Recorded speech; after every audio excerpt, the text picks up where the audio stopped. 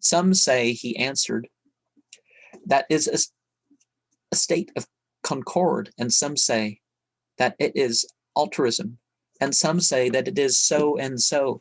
Sari took hold of the skin on his forearm and pulled it, but it would not stretch. Then he said, I swear by the glory of God, were I to say that this skin hath shriveled on this bone for love of him, I should be telling the truth. Thereupon he fainted away, and his face became like a shining moon.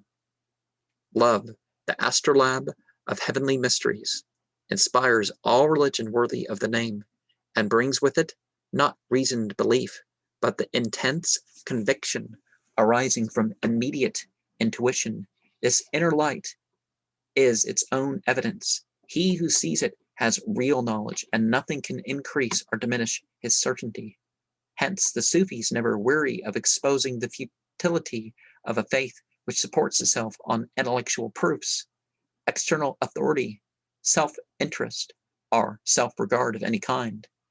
The barren dialectic of the theologian, the canting righteousness of the Pharisee rooted in forms and ceremonies, the less crude but equally undisinterested worship of which the motive is desire to gain everlasting happiness in the life hereafter.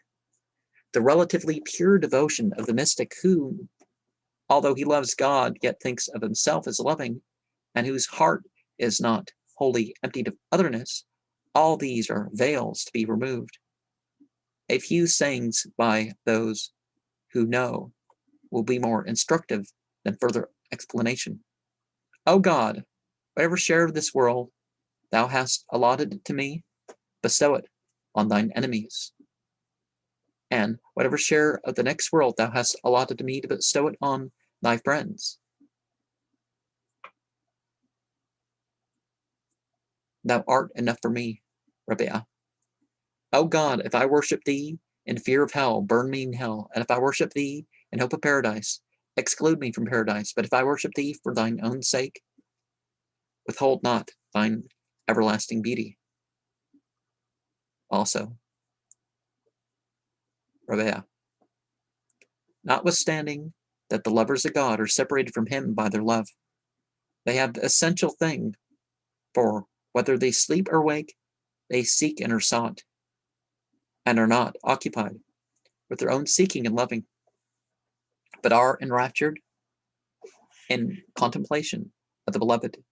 It is a crime in the lover to regard his love, and an outrage in love to look at one's own seeking, while one is face to face with the sought, Bayezid.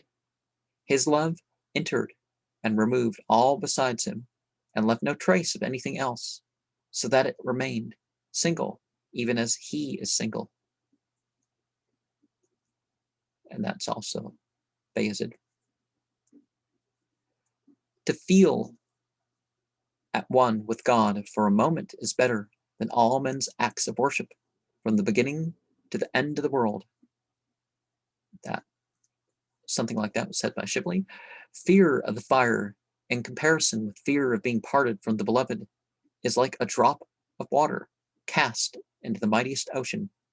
Lil Noon is said to have said that. Unless I have the face of my heart towards thee, I deem prayer unworthy to be reckoned as prayer. If I turn my face to the Kaaba, 'tis for love of thine. Otherwise I am quit of both prayer and Kaaba.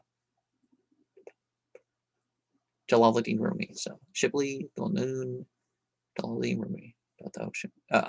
Dulnoon about the ocean. Love again is the divine instinct of the soul, impelling it to realize its nature and destiny. The soul is the firstborn of God. Before the creation of the universe, it lived and moved and had its being in him. And during its earthly manifestation, it is a stranger in exile, ever pining to return to its home. This is love, to fly heavenward, to rend every instant 100 veils, the first moment to renounce life, the last step to fare without feet, to regard this world as invisible, not to see what appears to one's self. All the love romances and allegories of Sufi poetry, the tales of Layla and Majnun, Yusuf, Joseph, and Zuleika, Solomon and Absal, the moth and the candle.